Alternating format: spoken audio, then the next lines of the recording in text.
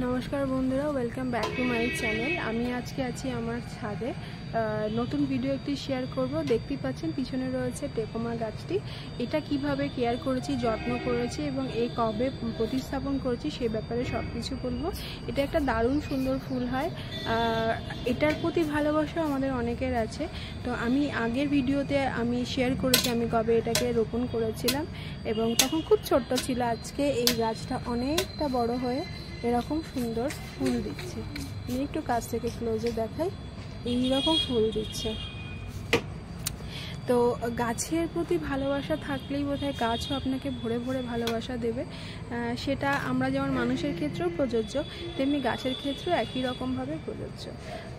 সবাইকে দীপাবলির অনেক অনেক শুভেচ্ছা। যারা যেখান থেকে দেখছেন তারা সবাই ভালো থাকবেন, সুস্থ থাকবেন, প্রত্যেকে আনন্দে থাকবেন, যত্নে থাকবেন, নিজের কেয়ার করুন, গাছের কেয়ার করুন, তাহলে মন এবং সংসার সবটাই সুন্দর থাকবে।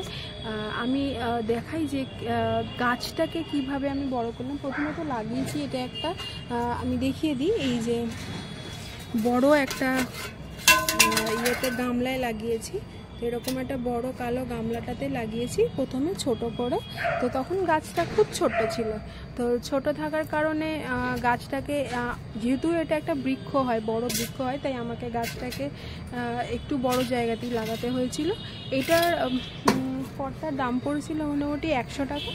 আর সেটা মাটি ভরার পর সেটাতে আমি এই গাছটিকে প্রতিস্থাপন করি। এবার বলি গাছটাকে আমি একটু ক্লোজে আপনাদের দেখাই। আচ্ছা, এইটা হচ্ছে তার ফুল। আমি দেখিয়ে দিই ফুলের বাহার কত সুন্দর হয়। এই গাছ ভীষণ ভীষণ ভীষণ সুন্দর, মানে অবাক করা সুন্দর বোধহয় এর ফুলগুলো। আপনি দেখুন এই যে। আচ্ছা, আমি কিন্তু বলবো না যে এই ফুলে পুজো হয় না, কিন্তু ফুলটা লাগাতে যদি চান তাহলে তার একটা পরিচর্যা আছে। এরকম একটা বড় পটে বা এর থেকেও বড় পট যদি আপনাদের কাছে থেকে থাকে আপনি লাগাবেন। আমি এর চেয়ে বেশি বড় চাইনি, গাছটা আরেকটু বড় হবে, তবে খুব বেশি বড় হলে আমার বাগানে গাছ রাখতে, মানে ছাদে গাছ রাখতে অসুবিধা হয়ে যাবে। তো গাছটিকে আমি লাগিয়েছিলাম এপ্রিল মাসে। তো এপ্রিল মাসে লাগানোর পর মোটামুটি 1.5 হাত মতো তার সাইজ ছিল। খুব 40 থেকে 50 টাকার মতো দাম পড়েছিল। এই দামে আপনি মোটামুটি সমস্ত নার্সারিতে এখন এই গাছটা অ্যাভেলেবেল পাওয়া যায়। তো এই গাছটি এনে আমি প্রতিস্থাপন করি এবং তখন আমি ওর মধ্যে গোবর সার আর মাটি ছাড়া আর কিছু দিইনি। আর আমি প্রত্যেক মাসে 2 বার করে খোল জল, আর আপনি চাইলে বাদাম খোল বা সর্ষে খোল যে কোনো একটা ইউজ করতে পারেন, তার সাথে ডিএপি দানা দিয়েছি, তাতেই এই ফুলটা এসছে। আচ্ছা, ফুলটা আসতে মোটামুটি আপনাকে পুজো অবধি ওয়েট করতেই হবে, কারণ তার আগে এই গাছটা বড় হয়ে ফুল দেওয়া সম্ভব নয়। প্রত্যেকটা গাছের একটা সময় অনুযায়ী সে তার ফুল দেয়। তো এই গাছটিও তাই।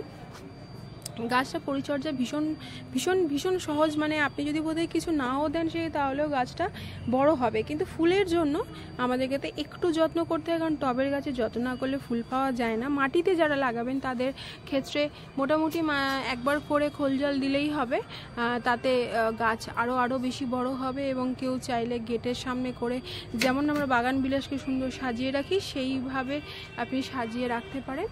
তো সেইভাবে রাখার পরে আপনার গেটটাও খুব সুন্দর হয়। আর যদি মনে করছেন ছাদে রাখবেন, সেক্ষেত্রে আপনার ইচ্ছে মতো পটে রাখবেন। খুব ছোট পট ইউজ করবেন না, মানে যাতে 12 ইঞ্চিতেও করলেও খুব ছোটই হচ্ছে, মোটামুটি একটু বড় পট, একটু বেশি মাটি আছে সেরকম পট অনুযায়ী করবেন। তো সেরকম করে এই গাছটিকে বড় করবেন। গাছটি রক্ষণাবেক্ষণ করা খুব সহজ, খুব তাড়াতাড়ি বড় হয়ে যায়, ফুল দেয় এবং পোকামাকড়ও লাগে না। যদি পোকা লাগে বা ফাঙ্গিসাইড ইউজ করতে হয়, সেক্ষেত্রে আপনি একতারা বা কাকাটা ইউজ করতে পারেন, বা সাপ বলে যে পাউডারটা আছে সেটাও ইউজ করতে পারেন।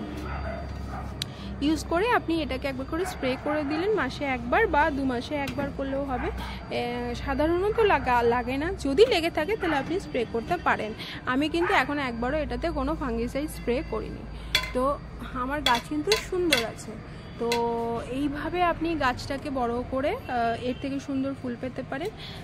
আশা করি ভিডিওটা আপনাদের ভালো লেগেছে। যদি ভালো লেগে থাকে লাইক সাবস্ক্রাইব করুন, পাশে থাকা ছোটো সা বেল আইকনটা প্রেস করুন যাতে নোটিফিকেশন আপনাদের কাছে সবার আগে পৌঁছে যায়। ভালো থাকুন, সুস্থ থাকুন, আর ভিডিওগুলোতে সমস্ত ভিডিওগুলো আমার দেখতে থাকুন, আমাদের পাশে থাকুন। আর আপনারা যারা সাবস্ক্রাইব করেছেন তাদেরকে অসংখ্য ধন্যবাদ, অনেক ভালোবাসা। তাদের শুভ দীপাবলির প্রীতি ও শুভেচ্ছা, কারণ আমি দীপাবলি উপলক্ষেই ভিডিওটা শ্যুট করছি। চারিদিকে গানের একটা মরশুম।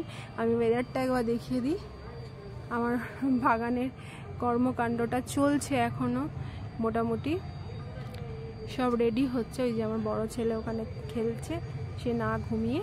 তো যাই হোক, আপনারা সবাই ভিডিওটা থেকে আশা করি ভালো ইনফরমেটিভ কিছু পেয়েছেন। যদি ভালো লেগে থাকে লাইক করুন, আর এখনকার মতো টাটা বাই।